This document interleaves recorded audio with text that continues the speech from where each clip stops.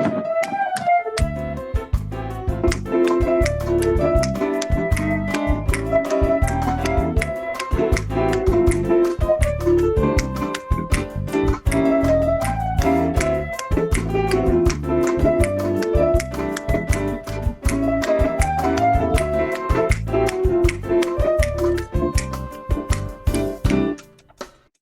afternoon, everyone, and welcome to Topic Time with Harrison Young.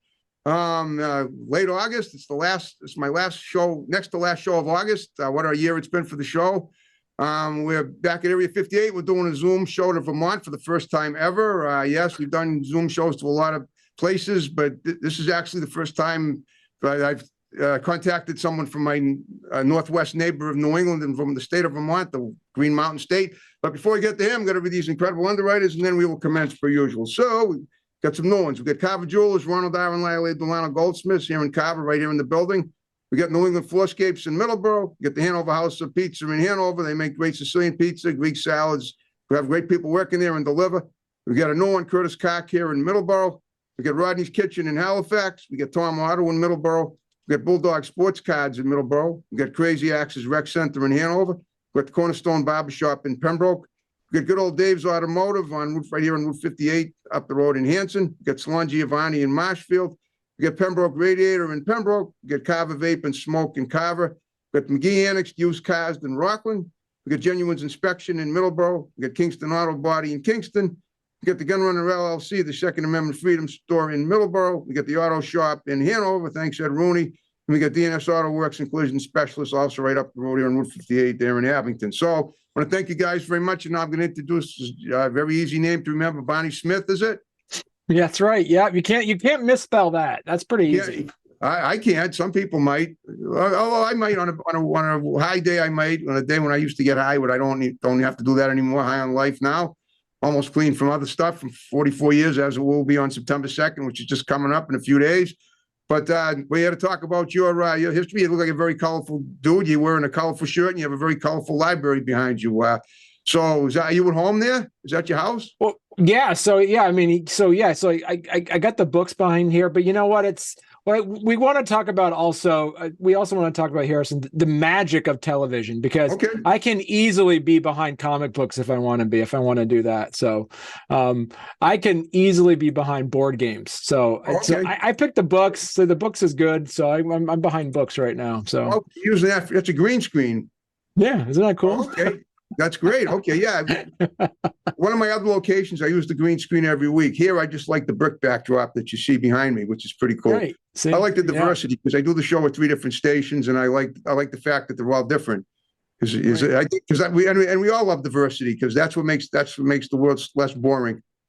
Exactly. See, exactly. You want to make sure you're surrounded by things that, surrounding yourself with things that make you just like learn more about yourself and learn about the world that's around you. I think it's great. It's a great thing to do. Yeah, absolutely. Yeah. And you want to feel enriched all the time. And I totally get that. Yeah. Yeah. And when I knew, because I was going to be on television, so I put on my most colorful shirt that I could find. So that's what I put this on. I can imagine more colorful than that. All right. Well, been on TV before for anything, or was this the first TV appearance? I don't know. You look somehow looking at you. I figured you've been on for other stuff, but you tell me. Oh yeah. So yeah, I've been on TV. I've been on a lot of public access stuff. I've been on TV a lot, and I have, as we mentioned before we went live, before we went on the show, I've done been doing podcasting and then video for well on 6 or 7 years as well. So yeah. Oh, okay. Well, when you say video, now podcasting video, now the podcast you do is visual, right? It is. So I do that. So I do have a podcast, and that I actually do it as a video and audio version of it as well. So okay, yeah. What's the name of the podcast?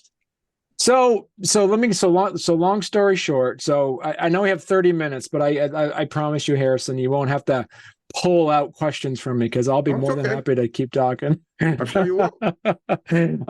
So quick story about me. I actually I graduated from art school back in 1998, and I did what anybody who graduated art school does in 1998, and that is obviously join the Peace Corps. So that's what I did.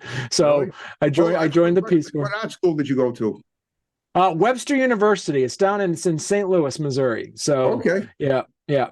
We're famous for having Kevin Kline being kicked out. So that's pretty much the only thing we're really famous for right now. Okay. And Yep. Okay. yeah. And so what Peace Corps? Oh, cool. Okay. Yeah, I did. So here's the thing. So I went to Peace Corps. I was in Niger. That's a country in West Africa. Yep. And I was there for about 4 years. Usually, Harrison, the run is you're supposed to be there for 2 years. But after 2 years, that's when you actually start learning the local language. That's when you're able to start to understand the culture. So I said, I'm just going to stay longer. So I ended up staying longer. Fell in love with working, doing international relief work. And so what I ended up doing from there is coming back to the States, and my mother's from Massachusetts, so I'm like half Mass. So I feel like that. Whereabouts in Mass? It wouldn't be Brockton, would it? It's Springfield. She's from Springfield. No, I'm 100 miles from there. I live in Brockton. Okay.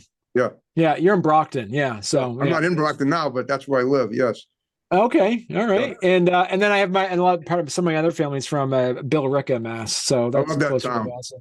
Yeah, I know. The good thing about Billerica is it's a beautiful town. But the real estate prices are over fair, over more than fair. I should say more than fair, not over fair. But you can get a really nice property value or a sale for a reasonable price in Billerica that you couldn't get in some of the other towns. The border Billerica, like Lexington, which, well, I don't know if Lexington doesn't border, Bedford does, but Lexington's are all, Lexington, Concord, Acton, those are all $1 million homes. Billerica, you could get a pretty nice house for probably less than $800,000, I would think. I've done some real estate research. I almost considered moving there. So, and there's a nice state park up there. All right, let's talk about. So, how did you become? You're a cartoonist, also. So basically, long story short, Harrison, I ended up going was in the Peace Corps, fell in love with it. I ended up going back to grad school, then still wanting to work overseas. So I did a lot of international relief work. So I was in Pakistan after the earthquake. I was doing a lot of work with like Doctors Without Borders and stuff. Yep. So I was in there. I was in Pakistan. I was in the Philippines. I was in South Sudan during their independence push. I was in Zimbabwe during the cholera outbreak. I was in Uganda doing HIV work. I was in Libya during the revolution, repairing ambulances and getting shot at. And then in my last mission, I was in Nigeria working at an urban maternity healthcare clinic in Lagos. And that's where I met my wife. And so it's is she Nigerian too? That's the thing. Yeah. So she's Nigerian, but you know what? It's the same generic story, Harrison. You probably heard a million times. It's about the slightly overweight Vermont cartoonist that marries a Nigerian runway model. I mean, everybody's heard the story a million times. You don't look like overweight. No, well, thank you. See, I think what it is, it's like it's the colored shirt, I guess. So yeah. Okay. Slightly overweight. See, and so basically, what I ended up doing is like at the end of the, we dated. Here's the thing. So there's this popular show that's called 90 Day Fiancé, Harrison. Okay. So I love that show. We find that show hilarious because I only dated my wife for 30 days before we got married. Because here's the thing: is that I knew if I did her she would have found out how much of a goofball I was, and there's no way she would have married me. So I married up, Harrison. I made sure. So yeah, so I did. So I was able to do that. And now fast forward, it's 11 years later. We've been married for 11 years. We got 3 kids. Sweet. And yeah, we got 3 beautiful children. And I say we got married in 2012. And so moved back to Vermont. And Vermont's a good place. New England's a good place I always feel is a good place to grow up and end up. I mean, there's some really good, it's a really, really good environment here. So so now I'm on my I'm working on my 5th book that I've been writing. The first couple of books. What kind of books do you write? Yeah. So what I did. So during COVID, I actually ended up posting a lot of trying to make the internet a happier place because 2020 was a pretty hard time for everyone. Yep. So what I ended up doing is posting a dad joke about every day. I posted a dad joke, and I picked the kind of low-hanging fruit ones first. The low-hanging fruit ones first, Harrison, like like the ones like you know, like what do you call a hippie's wife, Mrs. Hippie? Oh yeah. You know, yeah. So, you know, like you know, another one like why couldn't the pony talk? He was a little horse. Those easy ones that, you know, those are the easy ones that you did. Never buy anything that has Velcro with it. It's a total ripoff. See, that's a joke about Velcro. Keep going. See, you know, like, you know, the most gullible chemical element is easily lead. So these are the jokes that I was able to just kind of grab a hold of. Yeah. So what I was able to do is then I was posting them every day, and I've been doing that for almost 4 years. And I've had, you know, I've had new jokes every day. So here's the thing. What I did, Harrison, is then somebody said, Barney, why don't you put these jokes together? So I said, I'll do that. So what I did is I posted, I have my first book called Dad Jokes, which you can get online. You can buy on Amazon. You can get in Barnes and Noble. That's you on the cover, right? That's your, is that a self-portrait or kind of, yeah. And I got 2 of my kids on there. Okay. And sweet. so what I ended up doing is, so one of the things, there's 4 things about that make my joke book unique. The first thing is that it's full color. So all the pages are full color. It's the only full color dad joke book that I've actually ever noticed. Okay. And they're all, because I'm a cartoonist, all the pictures are done by me and and I have it framed around certain things that dads do. But, you know, here's the thing, Harrison, I got 3 kids, as I said. I got a 9-year-old, a 7-year-old, and a 3-year-old. And the 9 and 7 ones they're my daughters. Okay. And we have a very thing. There's no such thing as, you know, in my family, there's no such thing as gender specific chores. So okay. I do the dishes. So all the pictures on here are things that are based off of what you'd think dads would be doing. So, okay. You know, there's a football, going fishing. There's another one, you know, a sink full of dishes, you know, you got, you know, like a bar, you got a wood shop. So all these things in here that I kind of frame it around. And that's the first thing that makes this book a little bit unique. The second thing, Harrison, that makes this book unique is anytime you go to a bookstore, if you go there and you buy a joke book, invariably speaking, you're going to find some jokes in there that are going to be a little bit misogynistic or a little bit racist, or there's going to be something that's going to make fun of. It's going to make fun of the intelligence of people with disabilities, or going to make fun of a whole group of cultural group. And so, for me, I truly believe that humor needs to be universal, and humor should not be at the expense of making fun of somebody else. Okay. So, what I love about that is that my book itself is completely safe and free for anyone. Because here's the other thing too, Harrison. Chances are, if you're buying a book, you're buying a joke book for somebody, or you're buying a present for someone, there's 2 types of reasons why you'd buy a present for someone. 1 is based off of the reflection you feel this person would like, or 2, it's based off of your own values that you want to hand over to somebody. And so really what it comes down to is, like, when you buy a book, like when you buy a joke book, for instance, if that book has some issues on there that it could be humor that is actually like making fun of somebody else, that could mean 2 things. That could mean you think that person disparages other cultures and races, or it would think that you disparage other cultures and races. That's why this makes this book 100% safe to purchase and to make as a gift for anyone. Wow. And the other thing about this book as well is that it's here's a good one here. Where is it? I was going to tell a joke about the elements, but all the good ones are gone. Say like the element of argon. Yeah. Where does satisfaction come from? A satisfactory. See, all these jokes in here are actually really easy. So that's the other thing about this. Yeah, you really don't push the envelope. You don't, but that's the thing. It's like you don't rip the envelope. You push it. You don't rip it. So you don't. Right, exactly, Harrison. Because the point of it being is, like, when you're telling and this is a great book also for folks that do public speaking or want to just kind of have something to kind of break the ice. And the thing is, when you do that with jokes that could be kind of racy, you don't know everybody in the room's history. You don't know everybody's room story. So you don't want to make sure you say something that's offensive, because those jokes, I truly believe are some form of bullying as well. And that's it can be. Have you ever done stand-up? Have I done stand-up? Yeah. No, I talk in front of audiences all the time. So not necessarily. Okay, but not stand-up. So public speaking, right? Yeah. I do a lot of public speaking. Yeah. Okay. When you do, all right, hold up. When you do public speaking, what issues do you address? I mean, have you done anything in the political realm, or do you just talk about issues in general, or do you try to enable, or do you try to enlighten people into thinking differently about their own lives and things like that? Or you tell me, what do you do? Yeah, so mostly what I did, a lot of the work that I did is like my previous career as well, is that I got it from working overseas. Is I was in some leadership positions in the nonprofit field, working with people with doing advocacy work for people living with disabilities, intellectual disabilities. So I did a lot of work on just really doing a lot of trainings, and just doing a lot of work on really kind of building people up and doing trainings and stuff like that, and doing a lot of advocacy work in front of lawmakers and everything like that. So and that's the thing. What you really got to do is make sure that you create a level playing field, and making sure that people look up and listen. And the part of doing that is making sure that you're saying things that people remember, and saying things that will make people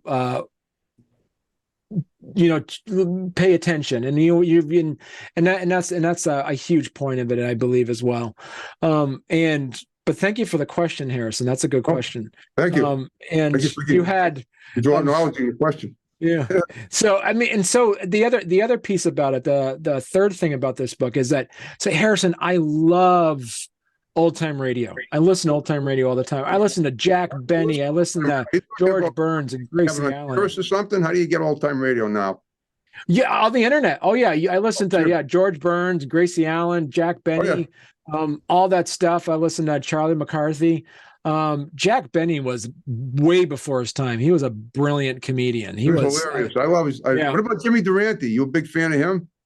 Jimmy Durante, I mean, because it's mostly I listen to the old time radio shows, and not necessarily some of the music as well as a lot. So yeah, but he was a comedian too. He was a great comedian. He was one of the funniest vaudevillians. He was like the last vaudevillian left of the 20th century, as I recall. Yeah, Jack Benny was too. Jack Benny and Milton Berle. Some of those are. I really never thought that Jack Benny was a vaudevillian. I definitely Jimmy Durante though, just the way because because I mean, I know Jack Benny had his violin and everything, but Durante had that everything. He sang half of the stuff he projected. He didn't just say it; he sang it. He'd break into a song, and it was kind of funny the way he did that. And then I always sensed that somehow, you don't like making fun of people, but he had that big nose and everything, and that was kind of, for him, it worked as as sort of a comic device to keep it going, to make it work for him, to make his comedy even funnier. And it was basically it was kind of the cog in this machine, basically, no pun intended, if that could be considered a pun, but it's not. But you know what I mean. Yeah. Right. So basically, self-depreciating humor is always safe, because you're making fun of yourself. Making fun of yourself. Yeah. Right. So that's always good. Yeah. So what I've been able to do too in these books, because I also have a second book coming out called Dadder Jokes, which is available now for pre-order. Obviously, it's the sequel. If you have dad jokes, why don't you have mom jokes too, and brother and sister jokes, or cousin jokes? Brother and sister jokes. It's a good question, because there's a reason behind that too. But there's the piece of it is like, I've been able to take some old jokes from the 1930s and 40s, like a good Charlie McCarthy joke I brought back. And it was basically said, I told my wife when I was in my 20s I was unbelievably handsome. And she responded, "You're right, I don't believe it." So that joke was a Charlie McCarthy joke that I was able to bring back. And so that's the other thing about this book that's kind of new and interesting. You're going to find jokes in there that you're not going to find in other places. And the fourth thing, about 5% of the jokes, because I curate a lot of them, I find the ones from all different places. The fourth thing about this joke is about 5% of the jokes in these books I invented myself. That doesn't mean I'm smart or anything. If it's just a play on words, it's not. That's the important thing. Do you have any? Yeah. I'm just wondering now. You're very articulate. You're very confident in what you do. You're a very good orator. Do you have autism by any chance? I'm just wondering. Have you ever been diagnosed? I mean, because I'm thinking I have autism, and that enables me to do what I do, and it's taken me decades of turning it around. I wouldn't have thought, but no, people look at me and they don't get that now. But they used to think I was mentally challenged. But I certainly wouldn't think that. But I'm wondering if sometimes people that are more creative have an inner neurosis that they've lived with for years until they've learned how to harness it in their own favor. You know what I'm saying? Right. Yeah. Yeah. I mean, I don't think. You tell. I'm just curious. No, I've never been diagnosed. I think a lot of it was it's more the fact of just feeling comfortable and just comfortable and passionate about certain topics. And for me, it's really kind of came into my own becoming a father. And I really believe the fact is that and it gets down to the point that you brought up with that, do you know what the origin of the dad joke is? Do you know where the first term the dad joke came from, Harrison? Fatherhood. I don't know what. Well, yeah. So here's the thing for a little trivia for all the viewers out there. The term dad joke was actually first used in the public realm in 1987 by like the Gettysburg Gazette or the Gettysburg something. There was an op-ed that said, don't make fun of the dad joke, and they first termed. Because here's the thing, and like you're young enough to know this, Harrison, is that. So mid 80s to early 80s to the 70s to the 60s. This is my working theory. The role of the father was always someone who was stern and wise. You saw that on televisions. You saw that in movies. The father never actually had, if the father had a personality, it was out of being stern and wise on TV shows. The role of the father was never supposed to be goofy. It was never a goofy person. It wasn't until near the late 80s when you had the advent of like Full House, and then the Cosby Show, where Cliff Huxtable was, Bill Cosby was a comedian, but he wasn't always funny in the show because he was still that father figure piece. But it wasn't until that was starting to make the cracks in it, and it wasn't until like the early 90s where you had shows like Home Improvement, and you had shows where you actually Married with Children, perfect example, where all of a sudden you had the father was allowed to be funny. You allowed the father to be funny. The role of the father was never someone who was funny before, and it wasn't until did a whole 180 in sitcoms from in the late 80s into the early 90s, without a doubt. That's good that you pointed that out. That is absolutely right. Yeah, and it's now it's gone so far. We're in movies. If you think about the mid to early 80s and onward, you never had a goofy, crazy dad. The dad was always put in goofy and crazy situations. He was the straight guy in the churn. Right. See, and it wasn't until they actually did it. And that's where the advent of the dad joke comes in. The advent of the dad joke is and there's wisps of pieces of the fact that there's still some wisdom behind it because the dad joke presumes a level of wit and a play on words, which involves a quick thinking mind in a way. So that's one of the things that there's remnants of that. But the beautiful thing about the dad joke is now that you're allowing the father figure to be goofy and funny, then allowed the positive disruption of the family dynamics. You know what I'm thinking? You remember Leave It to Beaver? Yeah. Well, Cleaver was the straight father, but Fred Rutherford was always funny. He was always being silly. Remember that? He was the co-worker with Ward at the office, and his son Wally, Lumpy and Wally were hanging out and everything. And he was always acting. He was always being a buffoon in every episode that he appered in. I just thought of it. Yeah, and even think about the He wasn't the head. But he wasn't the head. He wasn't in the head. I mean, he wasn't in the opening cast. He was in the supporting cast. So So that made it. It gave them a little more wiggle room for that, I guess. But because eventually, I mean, even with Dick Van Dyke, look at him. He was sort of the funny father. That was 1962. He was. Well, here's the thing. He was put in funny situations. Right. Like he was. So you were laughing. You're laughing with him, not at him. Yeah. So and that's the ottoman every time when he. Yeah, at the beginning. Except those couple where he actually walked around the audience. And then he walked around it, right? Then they figured he was becoming too silly. They stopped it. It was better when he fell than when he didn't. Not that you want him to get hurt, but it is more. The slapstick stuff is more funny. But speaking of, you familiar with Sarah Silverman, aren't you? The stand-up comedian. Yeah. She's my cousin, by the way. Cool. But she's probably not someone that whom you'd appreciate because she pokes fun at everybody.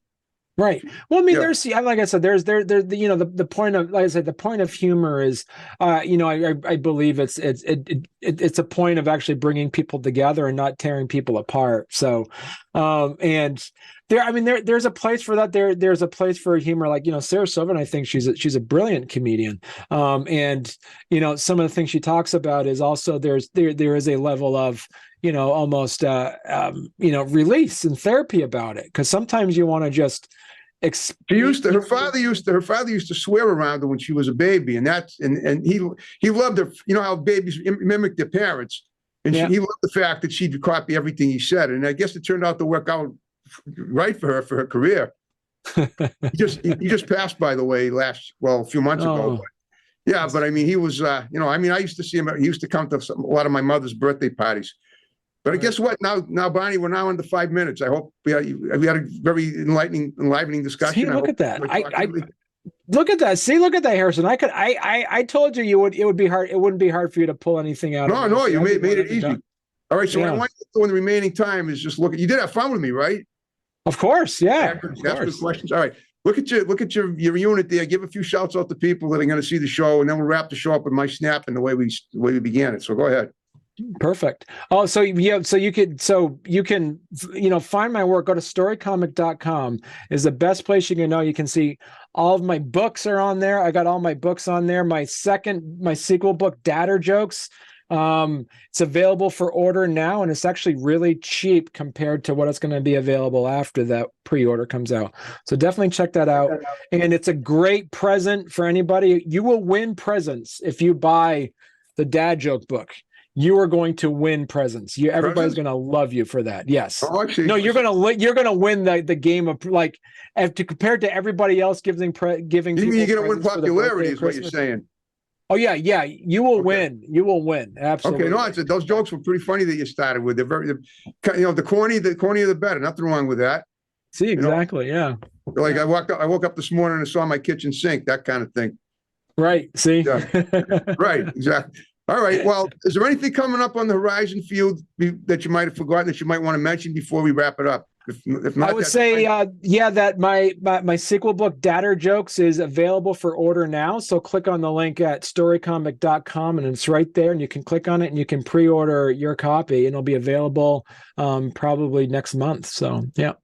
Okay. Now, if you had a good time with me, what I'd like you to do is think if there's anybody that you can think of that's interesting for whatever reason, whatever they do, have them contact me. You got my digits now. We'll get them on the show, either by word of mouth or in person. I mean, excuse me, whether by Zoom or in person. I want to get them on by word of mouth, but as far as when they do the show, it's either going to be by Zoom or in person. Word of mouth means from you to your ears to theirs, or your mouth to their ears. Sorry, but I'm a little upset because my phone's not working, and I'm having a moment. I'm having to deal with this little internal conflict now, but think I'm making the best of it. I'm going to get it fixed. And on that note, what I'm going to ask you also, now you will do that, right? If you know anybody that has an interesting story to tell, just have them, text me. We'll get them on. Absolutely, yeah. Okay.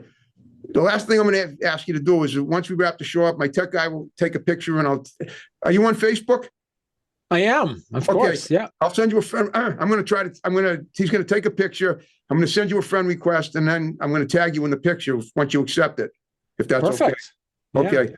It just says, I know what your regular mug is in the Facebook profile, so I'll be able to recognize you, right?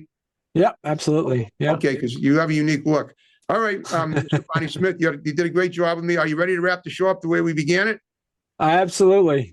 Okay, folks, thanks for watching Topic Time. We're wrapping it up. See you next time with another impressive show, as always. Here we go. Signing off.